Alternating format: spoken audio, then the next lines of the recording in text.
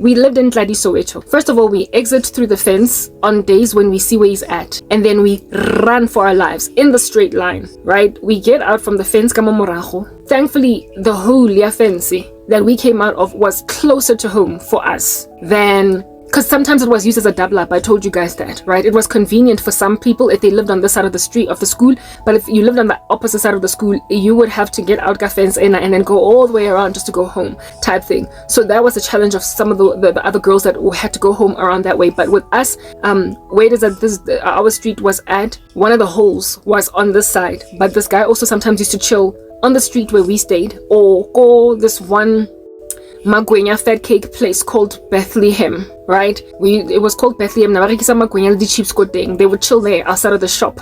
So we were opposite the Bethlehem, right? It was on the other side, but sometimes this dude would be here and not so much go Bethlehem. So on the days when he was at Bethlehem magwenya joint, we would of course use the street where we lived, and there was like a whole big chunky soccer patch in the middle. So if he decided to run after us, we would have enough time to run home, right?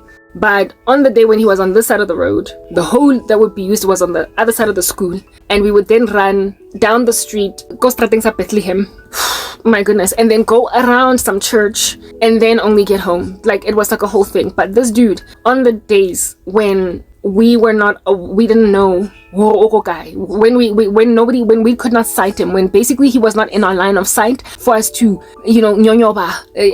stealthily just kind of hide your way until you get all the way home. We could not just go out on a limb by faith that Hayoko Bethlehem or Hayoko Strate, or that he's not there by Bethlehem, the magwenya joint, or chilling on the street where it is that is an our pathway going home. On the days when there was no knowledge of where he was at, because he was not in our line of sight, we didn't see that Kyole. So I read so but going via Bethlehem was long, but it was longer than using this side, because this is the school, this is where we stayed, so we could just go straight. But if it was Bethlehem, we'd get out on the other side of the school and then go down around the church and then home. It was farther, but it was still okay. Thank God we were children, right? Utmost stamina, height of our physical strength. We were agile, yes, like it, but I can't even. Thank God we were agile because we were children. But frankly, this dude took us out of our way. He took us out of our comfort zone, that little bamboo. On the days when we could not see him, we would go. We lived in Tladi, Soweto. The school was in Tladi. We would, are you listening to me, go to Muletsani, do you understand? And then go on the main road that was bustling with activity, because remember, this guy hated adult presence, the presence of other teenagers that were his age, anybody that was basically that could handle him. Kadi washing, he would never in front of these people hurt. So we would use the path of most company, like the route that would, even if he just so happened to be there, he would probably just let us walk by because people were watching. He was the kind of person to trap you in an alleyway that's dark at night, like a place that's generally unfrequented by footsteps. That's where he used to accost the girls. So our street was busy, but not busy enough. Like, it was not the main road. There's like a main road, Kotladi, that was tarred. So y'all know how in Soweto it took forever and a day, once apartheid was repealed, for them to build actual streets. Everything was just gravel for like a minute. But for main roads, like arteries of Soweto were tarred, but the inroads were just gravel. It's just ridiculous. Okay, so our street was gravel. Bethlehem Street was also gravel, but the main road was tarred, and that's where taxis were up and down. That's where lots of bustling activity. That's where people were going to and from work. That is where people got off, like the main stop for the taxi were at. Just a bustling main road, and it's like a lot of activity. That's where people were chilling outside of their gates, just looking at people pass by, and having conversation and all that jazz. Like, basically the activity of Soweto, you know how it goes, right? The main road had all that activity, and it was our best chance of getting home without being accosted by this freak. So on the days when he was not in our line of sight, we would run like no man's business out of the school, right? Using the main gate.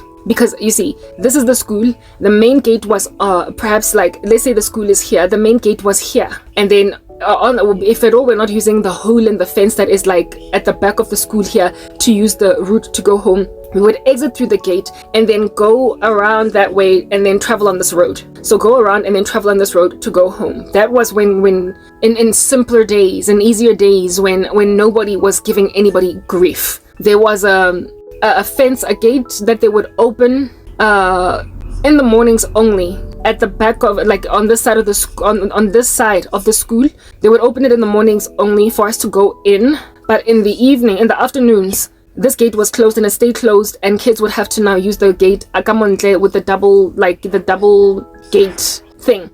So we were forced to take long try. Every one of us, even if this gate was most convenient for us to exit through, hence why kids sometimes use the holes in the fences, because those holes were closer to home, right? But after school, everybody was supposed to exit using the main gate at the front or the back of the school. I don't know what you want to call it, right? And this road gave us, it was a longer route home, but not too much longer, like maybe 400 meters that you had to walk down this particular road and then turn right and then go home. That's how it was with us. But if you stayed on this road and you just kept walking, you would then eventually happen upon the main road, right? The one that's bustling, that is tarred. Yeah. So this exit, we would use it. And remember this guy, we got out of the school and then ran, right? Because we did not know where he was at. We would get out of the school on the days that we can't see him, Horoko guy, and then run like Kasta Semenya all the way to the main road. And then only once we got to the main road, we'd be like,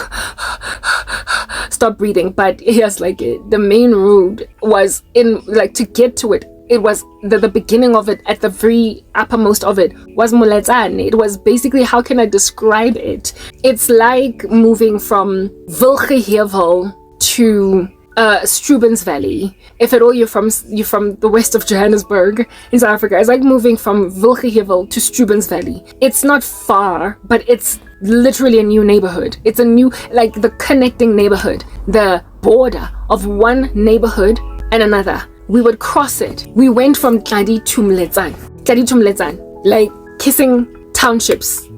Yeah, what the heck? Just to escape this bugaboo. Just to elude him. We would never have had to leave the borders of Tladi and enter into the borders of Moletsane if it was not for this menace. And the border of Moletsane, like I told you guys, when you're a kid, everything seems so much bigger, everything seems so much longer, everything. It is a distance even today, like that. It's quite a distance to think about it. As a grown woman, so how much more of a distance is it as a child, for crying out loud? This little buffoon made us walk from, because of just running away from him, go to Mletsane first and then only walk down to Tladi. Thank God it was downhill. That's why I get it down, because it was a steep upward to go to Mletsane. But it was such a long route that frankly it was unsustainable, and God saw the sorrow of our souls. Here it is that we are walking from Mletsane. Do you understand what I'm saying? And then down back to Tladi, and then once we are at the not T junction, but at the crossroads, we then would turn right, and that's only then at that stage when we're actually entering our neighborhood, and then we'd go home. He made us take the right, so now guys, we either would go, so there were two main roads. There was the one yako Mletsane or the one yako Mapetla. There was one yako Mletsane, one yako Mletsane, and then the one yako Mapetla. Depending on how we feel for the day, we'd either use the Mapetla side or the Mletsane side. But basically we'd had to leave our neighborhood just to escape this guy. The circles we ran, the circles we ran just to get home were ridiculous. And you see, our parents expected us to be home, our grandmother in particular, because our parents tended to be at work during the day, expected us to be home by a certain time. And when we were late, we would either be getting yelled at on some why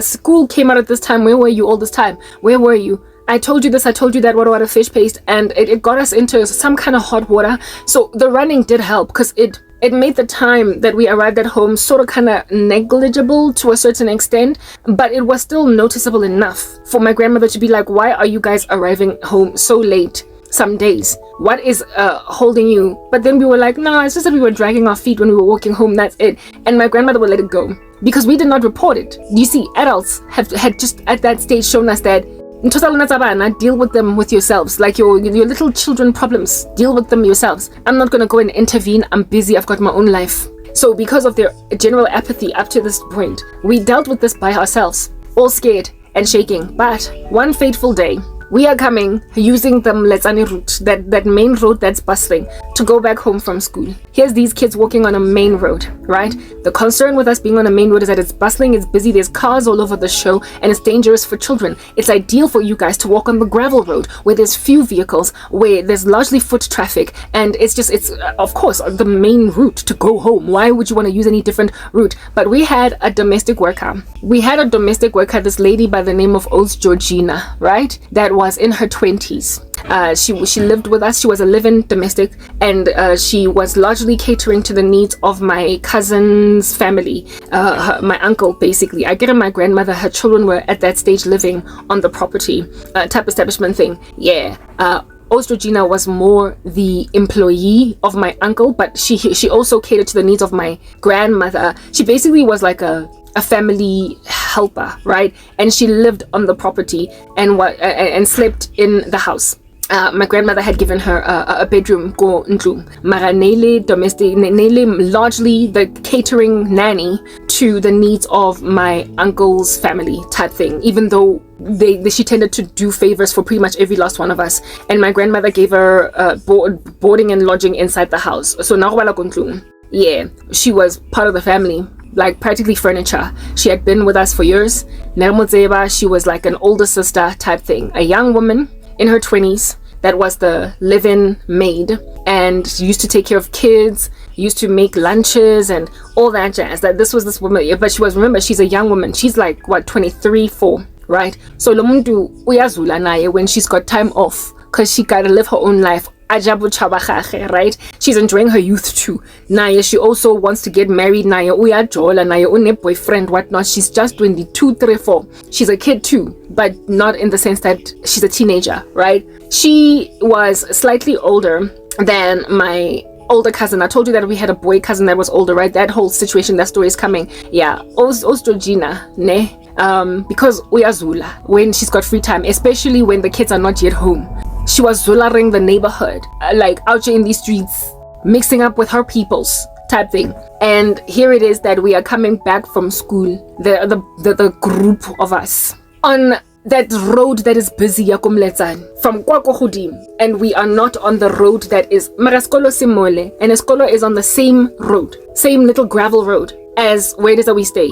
You naughty children, is what's making you go to Mletsane? Here it is that Ostrogina uyazule kasi, and then here's these little children, here's this group of kids, these 7 children out here walking on that bustling road, like trafficy, like what would be, they imagine how dangerous if you walk, it's better if you walk on the street. Ostrogina, ne, one of these days when she's out just zularizationing, then busts us. She finds us, right? We are walking down, going home, right, on this bustling road. And because the bustling road was largely safe, from like this Kefas dude would not do anything there, because I told you, because he needs a person to be in a conspicuous corner, and that road was too bustling for him to ever try anything of that nature. Bangam vigilante justice right there, they would club him to death. Okay, so he would never have touched us. So we were not even running or whatever. We were sort of kind of leisurely, almost like kicking cans down the road while we were walking, the way that kids tend to walk home after school, very playfully. Really fella full of enjoyment. Ostrogina sees us coming from a distance, like she's down the road, right? And she's like, "Hey Bacho, is that Karabo? Is that Lerato? Is that this? Is that what are these children doing here? What are they doing on this road? Where do they come from? Why would they not use strata sa skolo? Bazotse, genye, meandering." Basically, like guilty before proven innocent. That is the black child. Like whatever you do, you are always going to be guilty for some naughty behavior. Or still do, there's something that is causing you. Why lezola? You are told after school, come home immediately. And then you will be given veto leg room to go and play outside. And so far as ne, you don't just go and dance around. Yeah. And so when they find you on some strange street that's not on your in the path of school. Ostodu, you are obviously doing something naughty. Why lelemo? Let's guy. She sees us from down the road. And then stands there, waits for us, right, to get all the way down. And then we see her. And then she's like, hey Lona. She's like, hey Lona, why are you here? So why are you here? So basically we get yelled at, okay, by this domestic lady, our maid, the domestic worker. And then we start like we basically start being like, no man, please don't tell grandmother, blah blah. Askisi. We cry like we're guilty. Because in the black community, when you get caught doing something you're not supposed to be doing, you're facing a rod, you are facing a whip, you are facing trapoms, you are facing getting a beat down, you are gonna get spanked, okay? And so we started to cry because meandering around Soweto, running away from this guy. This woman obviously this woman obviously is gonna paisa us. She's going to tell on us. She has no reason to keep it a secret. It's not like we had that kind of relationship with her. It's not like it was one of those, the maid and the kids have a special relationship, and so because they have a special relationship, the parents don't need to know some of the stuff that the girl is doing. And to her, we were ill-disciplined and out of line, and we were going to get told on, and we were going to get disciplined so we don't use that road, because apparently it was for our safety, right?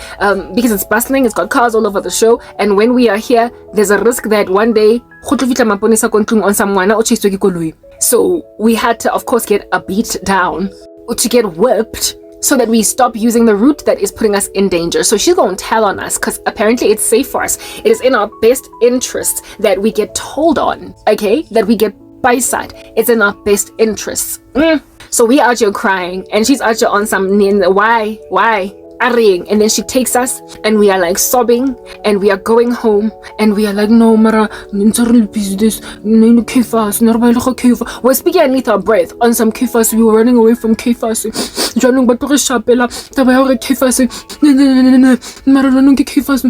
She basically hears our mumbling as she is taking us home, and then she's like, whoa, stop, like, come on, kefas. Like, she overhears that we are out here mumbling underneath our breath as she's taking us home from finding us on this detour road, okay? And she's like, okay, Emma, okay, why are you here? Like, why are you on the strata? And eventually one of my older cousins is like, that's what she said. There is this boy that's basically chasing Lerato around that we're running away from. There is a boy that is silly that we are running away from, that's all that she said. A boy that some guy that we're running away from. Thank God. This woman was a 20-something-year-old woman, so she knows these things. She knows basically. So we're children, right?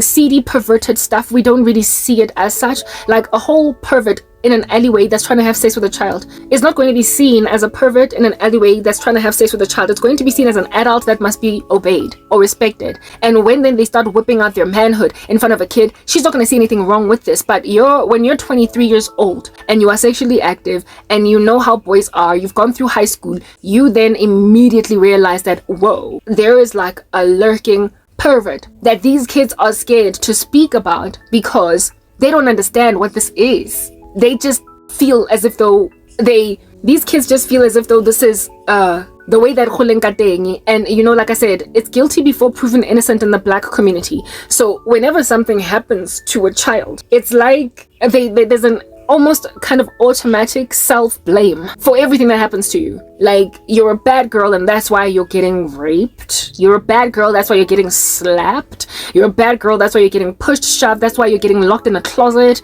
I was watching something on Netflix where this one guy said kids are like dogs. If you kick them around for long enough, they will think that they had it coming. They will think that they deserve it. They're like dogs. If you kick them around long enough, they'll think that they deserve it, right? That's the way that kids are. If you don't nurture children to essentially realize the difference between right and wrong and speak out when wrong is happening, they will think that every lost grown person that is out just saying if you don't do what is right, I'm going to hurt you, or this here is being a naughty girl or a naughty boy, this kid will literally keep quiet in the climate of a lot of harassment, a lot of abuse, a lot of what do you call this, disregard of their childhood and whatnot. They will take it in their stride and only wake up. Of course, they'll get withdrawn and everything, but they will then think back as adults about how it is that they just stood there and allowed this to happen. They were living in the same house with their mom, and they could have told their mom, but they didn't. They could have unfortunately, right? So it's the responsibility of grown-ups that love them around their lives to always have their ears on the ground and to also instill in children just this, like, you know, microphone on the rooftops, like, yeah, just always talk. Even if you feel like it's futile, it's nothing, raise it and I will address it. Let the parent be the one to decide if it's a non-issue because why can't someone, or if it is actually something important and serious. Type establishment thing, that climate, that nurturing, cultivated that climate of kids trusting that they can report a matter. It needs to be created by the parent set. It needs to be created by the adults around. If they don't create it, the kid will get abused under your nose and you won't know. They will just withdraw. Like, you will literally just not know. And unfortunately, in the Black community, that's just the way that it is with us. We are so ignored. Our issues are just so completely just thrown under the carpet that I could report a whole chunk of abuse, and the mother be actually finding out that her boyfriend was raping her daughter. Sana 27, and at a family function, she actually comes out with this like dirty laundry, and Wonkumuntu is not distressed. It's just the way that it is. So, Black girls, if that's what you come from, Black girls, that's the climate of your families. Gunjalo nje. Y'all need God. Like, I can't say this enough. You are not good. This is a monolith. Do you understand? It is a monolith. It's not an immovable structure, but it's deeply rooted enough in the community for you to recognize that absent of divine intervention and unique response to your case that is sufficiently covering, you are going to just drown under a structure that's not going anywhere anytime soon. Your YouTube channel is not enough. You being a life coach is not enough. You trying to comfort and counsel other girls and say, Black girls, this is what we can relate with, and have perhaps a TikTok where you address these matters. You can reach 4 or 5 or 7 people. But bottom line is, the whole of the Black community is entrenched in this monolithic structure that has got deep foundations. And it is literally every single unique woman for herself. And there is no one that can give you the kinds of ubiquitous protections that a woman generally needs in life but God. You are dealing with a monolith, and no amount of doing a TikTok or creating some kind of a self-help group, like some kind of a life coaching, self-pampering YouTube channel. No amount of creating awareness by writing articles in a blog, or like I said, speaking in a TikTok or a YouTube or Facebook, writing a post on Twitter to create awareness with your even 100,000 followers is going to change a thing. Like, it's a monolith. There are people who don't have access to the internet, and there are so many inefficiencies of existence in the Black community that they don't got time to be focusing on your psychological issues. They don't have time to, all of them as a concert, essentially transform, shift, and differently treat Black children, especially Black girls, so that there are sufficient protections to therefore stay criminals around the Black community from eating whole like Pac-Man, our daughters. It's not like, literally, no one is coming for you, Black women. And I've said this over and over and over again. And when then you wake up to smell the coffee, that even if you can be a content creator with 500,000 subscribers talking about these issues, should you find yourself unfortunately raped, you will go to a police station that's going to find your tears irritating. As a woman with 500,000 subscribers talking about these issues, you will have a rape kit done by insincere nurses that could not care less. You will have a rape kit done by insincere nurses that are just going through the modes because their job is to do the rape kit and not so much counsel you. You will then be sent over to a counselor that will listen to you because that's their job, but they're just not going to be sufficiently healing or enabling of your person, because what a person needs when they're suffering like that is not merely one person who has a job to be compassionate. It has to be a family structure. It has to be the whole community that acknowledges you've been hurt. That's the thing that heals. So you can't just lean on one therapist, one psychologist. If your mom does not care and is busy sending you to a shrink, if your dad does not care and is busy sending you to a shrink. If your uncle doesn't care and he's busy sending you to a shrink because it's everybody else's job. Literally the whole thing that Cain said, am I my brother's keeper? That whole am I my brother's keeper thing. If at all people refuse to be your keeper, that one little person that has got a job and is being paid to listen to your troubles is not going to be healing. They're not going to be healing, because what's important is for everybody to acknowledge you've been hurt. That's how people start to heal. And as a black girl, like I said, I've got a whole YouTube channel speaking about these issues, and yet I also endure that kind of apathy when I'm out there in the wilderness. People don't know what I say on YouTube. They don't know. They can't relate to my cause and know me as the woman who speaks on these things, that finds healing in her ministry, because I'm just unknown for now. And so because I'm unknown, when then I go through crap as a black woman, I will still be ignored, even though this is the very thing I'm always talking about in my channel. This is the very thing I'm always raising in my channel. The black woman is ignored. Yeah, true, but like, who's coming through for me? Who is coming through for me? So it's not enough to try and create awareness, because like I said, this thing here is a monolith. It is deeply entrenched in the ground. Its roots are wide and they are deep. It is not impossible to uproot, but it is highly unlikely to be uprooted in your lifetime. And it is also highly unlikely to be uprooted before you are damaged goods. Therefore, how do you protect your unique self from this monolithic structure finishing you off? That's where you start to lean on the fact that God is a father to the fatherless. That is when you start leaning on the fact that God takes up the cause of the widow and of the orphan. That is when you need to realize that in the absence of a monolith being corporately uprooted by everybody, you are never going to breathe but for God. He is literally your only way out. Righteous indignation is a thing. I spoke about that earlier. Here it is that Ostrogina is yelling at us, right? Here it is that Ostrogina is yelling at us. Eventually, enough of us mumble underneath our breath that Kefas. Then she's like, whoa, gee, stop. Who's that? Kimango. Kiman Kefas. Eventually, one of my cousins is like, basically, she's out just saying, we have an excuse, even though you don't care. This kid is speaking about how it is that we have an excuse, but obviously you don't care. You're still going to get us beaten by grandmother. You're still going to get us told on. You're still going to get our parents whipping us. But there's a boy we're running away from, but you're still gonna whip us. That's how we responded. But thankfully she was grown and she knew that this is actually dire. It's deep. Here it is that kids don't have an environment that has cultivated, that has nurtured, that has created the here it is that kids are in an environment that has not made it easy for them to report issues. They are incriminating. They are self-purging. They imagine that they're guilty before they're innocent because they've been ignored and rebuffed so much every time they brought anything up that they are now scared to finally report something that's actually really very, very, very, very dire. Something that is actually really important, something that is problematic in a way that adults ought now stop just writing a child off as uyazihlanyisa, but realize that, okay, like, ushubile manje, like, whoa, there's like a whole pervert that's pursuing our children. So our mumbles caused her to simmer down as we are walking home and she's out here yelling at us, right? And then she starts to basically, she pauses us and is like, okay, before we go home and I tell grandmother what's going on over here, calm down, explain, Lering, what is going on, what's happening, yeah. So she basically like now pulls the information out of us, right?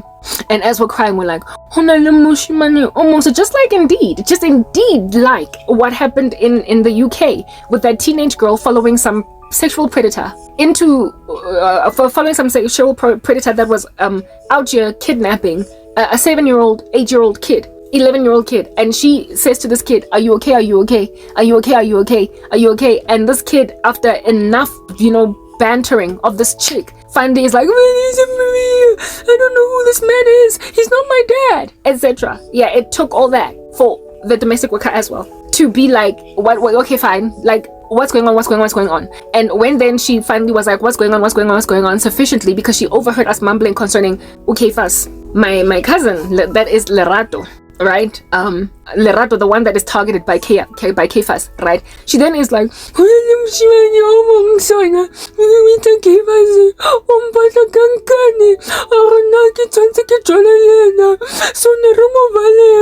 basically she's like, there is this boy that's forcing me to be with him, and so we were running away from him. We took the long route in order to try and elude him. All right. And then this lady, our domestic, right, is then like, how long has this been going on? She gets all the details, and she realizes that this has been a weeks long issue. Like, it's been going on for some time now, and we've been coming home a little late because of this, and all the time, like the entire time we've been helping my cousin, taking the long drive for her on her behalf, running away from a local menace, running away from a local terrorist. Do you understand what I'm saying?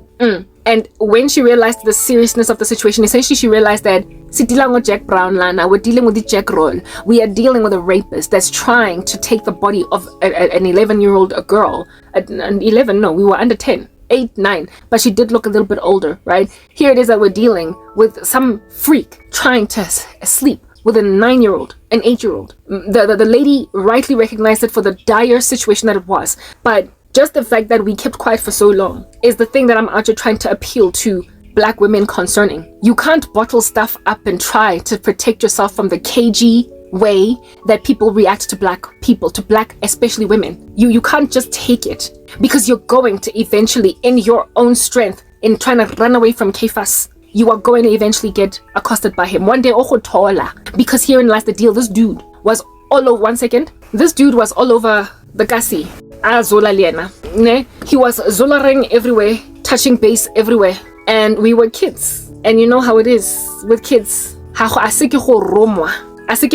Like, we get sent everywhere. We get sent to the shops to go buy bread. We get sent to the shops to go buy ice. My grandmother had what do you call this? She used to sell dipia and whatnot, and dikouku, makipipi mazemba, dimayo. She used to have like a basic like little spaza shop thing going down, and the stock we were sometimes sent to go and buy it. Largely the stock for her business was purchased by my older cousins who were out of school already, but sometimes my grandmother would send us. If at all, either they were not around or they were on a different errand, we would then be sent to go and buy makipipi, mazimba, whatnot, and then we would walk home carrying these things and then take them home type establishment thing. We were always going therefore to the stores to go and, like I said, buy makipipi, buy mazimba, buy boroto, lebese, whatever, like bread, milk, whatnot. We were always being sent, and this guy was out there in the wilderness. Even on weekends, he could be Kotzeles. He could be at the shop where we're going to buy mazimba. He was just a threat to us all. He was just a violent threat to us all. Do you understand what I'm saying? So as much as we could strategize around escaping him from school, we could still get caught or found wanting by him on the weekend, even though it was rare on the weekend, because he tended to stick in generally the general vicinity or area of the school, because that's where he used to live. He tended to stick around there, but still there was always a threat. So this rando was just lurking. He was always a threat. He was always something that was going to creep up the skirts of people, and he needed to be apprehended. It's that basic, like this little animal needed to be apprehended. So ultimately the domestic worker discovers that we are dealing with quite the situation on our hands. And he is old, right?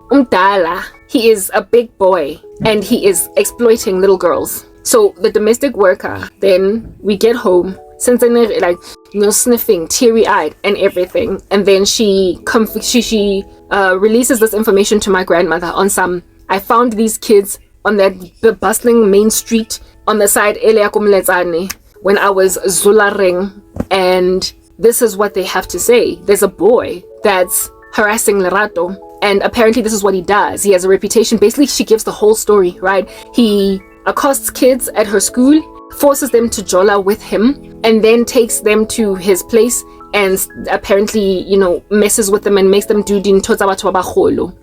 And she's actually now telling my grandmother. We are expecting my grandmother to yell at us and shout, but instead my grandmother immediately just got on the ball to essentially hook up some kind of a protection strategy. Do you understand? She realized that abantwana are in trouble. Our girls are going to get raped by some idiot, by some monster. And they would never have said anything if Ostrogina didn't find them bazola. If Ostrogina did not find them wandering the wilderness like the Hebrews in the Old Testament. Frankly, this would have, not ended well. At some point, maybe this Kephas guy was going to get a hold of Lerato or of any of the other girls at some point, right? So my grandmother gets straight to work. We don't get hit. We get left alone. We don't get punished. We're still halfway waiting for punishment. Nothing happens. And then the solution then is embarked on. Later on that evening, our male cousin, like a boy that was like perhaps maybe 18, 19, 20, right? Out of school, but also quite young. And he was like buff. He was like into lifting weights and everything. In size type establishment thing. My grandmother was like, let's say his name was Stephen. She was like, Stephen, honale mshimane onzale busy kabana. There's like a boy that's busy intimidating, threatening the kids every single day. I want you to not only walk them to school in the mornings, but I want you after school. I want after school, like you must be there before after school is over and wait for them at the gate and then walk with them home, right? And if you see this boy, if he is spotted anyway, and help him understand or next time you are going to beat him down if you ever hear that he has touched any of our girls. And my cousin he was like, okay, sharp, got it. Like he took it as a mission. That's what's good. So this cousin of ours would walk us to school every day. And then after school, we would find him standing there. And lo and behold, we were among the only girls or the only kids in the school who could freely walk with this guy literally just standing in a corner. As a movie, as I say anything. And he had accosted my cousin and he had said, when are you my girlfriend? Yeah, well, he never touched her ever again. And this became a thing until literally that guy disappeared. You see, the Bible says, I once saw a wicked man spreading himself like a green laurel tree. And then next thing I looked for him in his place and he was nowhere to be found. Wicked people just disappear. They just disappear. So this dude was like a terror in the school. But somewhere along the way, he just disappeared. My cousin, on the day, like there was a day when we came out, and then we were like, yo, that's the guy. Right? And my cousin Wamlanda, and was like, like you better leave abantwana bakithi alone. Because otherwise next time you see how big I am, because he was a teenage boy. Like that's the thing, he became so freaking namby-pamby. He was just like a boy now, right? He was the scrawny little teenage boy, and my cousin was a buff 20-something-year-old man.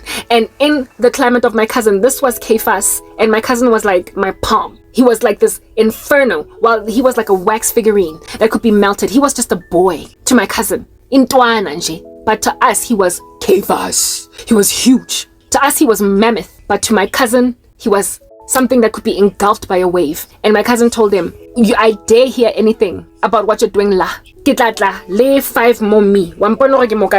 I can handle you gili 1. Lily 5 figure a scheme. Gili 1. Kitlalinsa. Ne. Marako hutamo.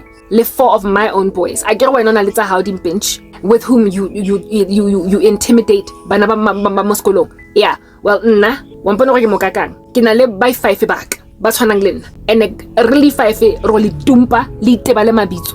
You better not come back here again.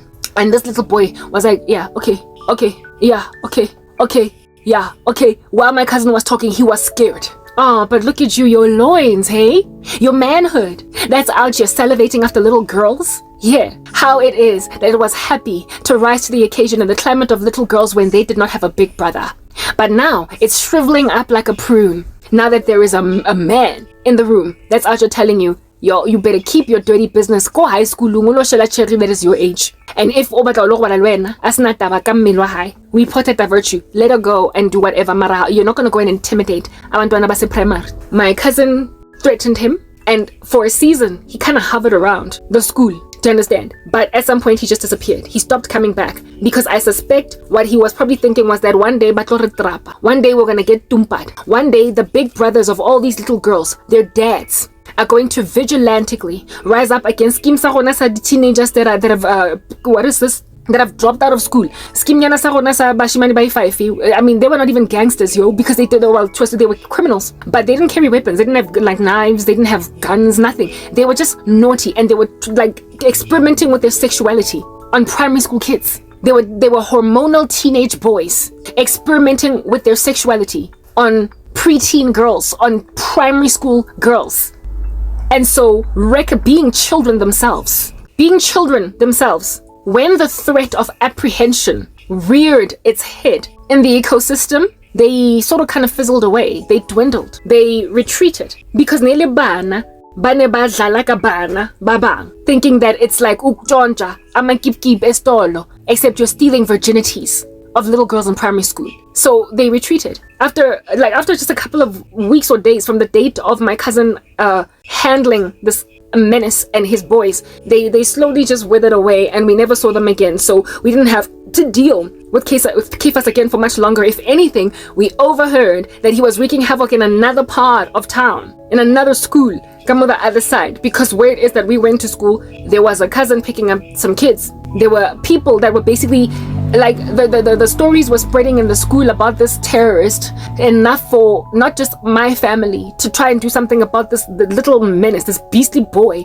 but other people's families, other people's children. It became a story, like an urban legend that was just spreading about this boy, but it wasn't an urban legend, it was the real deal. Yeah, it became a whole thing known. It was such a problem in the school that eventually this guy had to retreat, because where it is that he was committing his crimes was starting to become hostile against him. There was now a brewing vigilantic sentiment against him, and I believe that that's what caused him to ward off, to leave. But that whole story, Sakefas, of course, y'all know I'm about that analogy business. I'm using it to help you understand the kinds of menacing miscreants, the creeps, just the worthlessness of the men that keep on harassing me right now. And I need to use the bathroom. Kefase was a scrawny little teenage boy trying to solicit sex from minor girls because he imagined no one was coming through for them. He imagined he could keep on intimidating them and hovering about them with his girth in comparison to their tininess, and just continue in this fashion, imagining that a bunch of intimidated children, Bachotzing, would not be intervened on behalf of. Now, Kefas was not told on by us, right? We did not tell on him to our parents because they are generally negligent. They were generally negligent, or they were generally rebuffy of whatever it is that we would say. Because, I mean, apparently children must be seen and not heard. Nonsense. They need to be seen and they need to be heard too, right? Very well, azang sam paisa. But guess what paisa'd him? Our activity. We long dried. We came home a little late. We were acting shifty and cagey. We were self-medicating, but our self-medication was eventually busted, because that's just what God does. When there is a monolith in the land, when there is a problem in the country, because war criminals walking around with their big bazookas, walking around with their big AK-47s, walking around with their big bombs, their rifles, whatever, are so intimidating to the village that nobody is ever going to raise the issue up with the United Nations. Nobody's going to raise it with Amnesty International. Nobody is going to call the police, because generally the police tend to be in cahoots with the bazooka holder. God, will cause an intimidated village of people to get help in spite of themselves, in spite of their fear, in spite of their intimatatedness rather, in spite of how they feel about the fact that no one is coming for us, and so they self-medicate. They come up with solutions to a terrorist that is a tick in the room, a pest. It gotta die. It needs to be doomed out the way. Pesticide needs to be poured out blanketly on its head. Fry it to death in a pan. It needs to be ended, neutralized, made to be extinct. And yet people are freaking tiptoeing around it. When people are tiptoeing around a tick, like some kind of a parasite that's just eating the flesh of a society, the Lord is God. He's in the heavens. He does whatever he pleases. He does not need people to get over how scared they are to intervene. The Lord does not need somebody to be a protagonist for a cause, rise up against stuff. Essentially, what are all of our solutions, right? I'm gonna come up with some kind of a self-awareness or a motivational speaking channel, or I'm gonna create awareness through YouTube or TikTok to try and deal no kefas. God does not need people to raise issues. Because you see, that's just the thing about a holy, benevolent, omnipresent, omniscient God. Yeah, he can't stand unequal scales. The Lord hates injustice. Our God is holy, and that which is wicked cannot merely just kind of gather dust and exist in perpetuity in an ecosystem without him picking a bone with it. The Lord is the one that picks a controversy with the nations. It's not the nations that come up with a TikTok page or hashtag on Twitter or X to deal with gender-based violence. Are you serious? Like, the Lord does not need a human race that has got a natural inclination within them to ignore factors, issues, matters, because it's just too exhausting to deal with them. A human race that has a proclivity towards fear of man and not so much of God. And so for those reasons, they will let stuff slide under the carpet. They will let blood drinking vampiric structures to linger and linger. They will allow a flesh-eating bacteria to just keep on gnawing away, creating a necrosis in the body of a person, a sepsis that's just spreading, a cancer that's just spreading and spreading, mushrooming. Yeah, people do that. They don't seek out medical attention for illnesses because they're scared what people might think if at all they get diagnosed with some stuff. Human beings are the ones that leave stuff to fester, to rot, because they are successfully scared into a corner by those who imagine they can exalt themselves above the stars of heaven and be like God, take over heaven, could be like the Most High. Those who, like their daddy the devil, rock up in a village and intimidate some village men and women. Yeah, mankind has a tendency towards just hunkering down and being mum, keeping quiet about something that needs to be uprooted. People have a thing about just sitting out resting in rubbish and vomit. They just swim in mire and dirt. They allow themselves to sink into quicksand and just disappear, even though there's like a stick that somebody has given you to pull you out. People are like that. So, I mean, thank the Lord that this here is true about the word of God, right? That he remains faithful when we're faithless, for he cannot deny himself. Also, it is written in God's word that we love because he loved us first, right? God is proactive because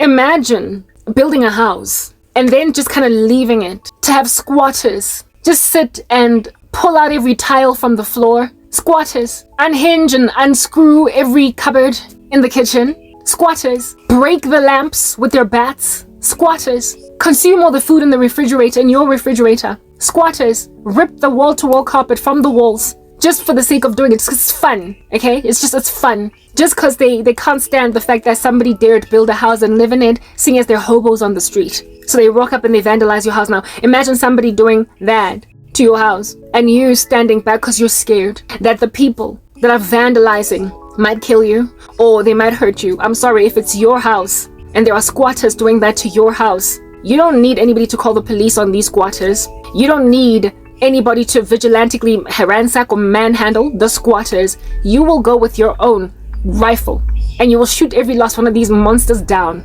bury them in a shallow grave, and then clean up your house. And then put a big fat sign at the door saying trespassers will be prosecuted or shot if at all they are unprosecutable. You will basically warn them in advance that if you dare enter, there are 20 other people that are in shallow graves just like a kilometer from this particular house. You will join them. You will be number 21.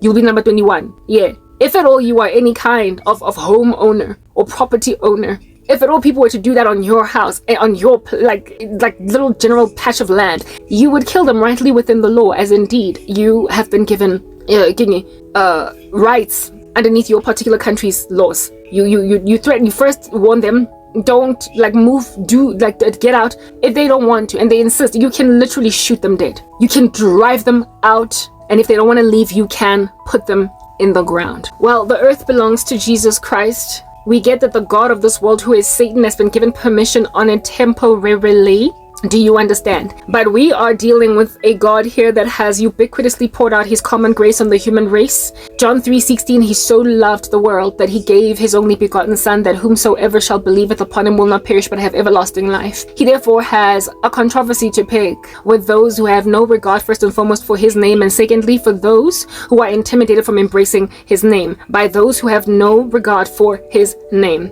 He has a problem with an earth full of people out here causing fear of man instead of fear of God because of how much they can just flail either their magic wands or their rifles or their, you get my point. Do you understand what I'm saying? The Lord made this earth for his own glory. The whole earth is full of his glory. It's his house.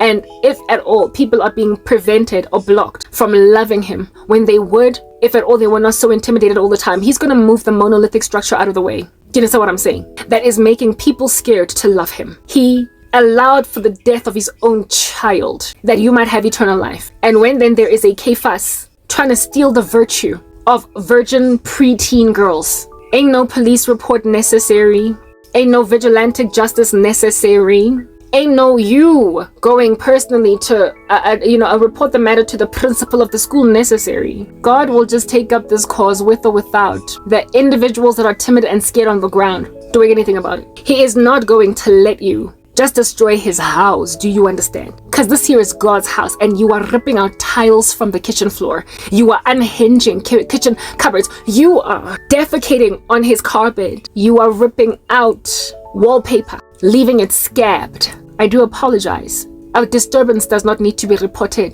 to the police. The owner of that property will walk up with a rifle, bah, and knock you out, and then renovate his house, fix it, following which he will put a big sign outside saying, you dare come in next time, you will die just like the other guys. You have no idea just how much grace you have been awarded. God is slow to anger, abounding in steadfast love, not willing that anybody should perish, but that all should come to a knowledge of him. But when you stand on the chests of his disciples, and when also you prevent the gospel from being proliferated, nja o tlo tlhokafala la nkutla.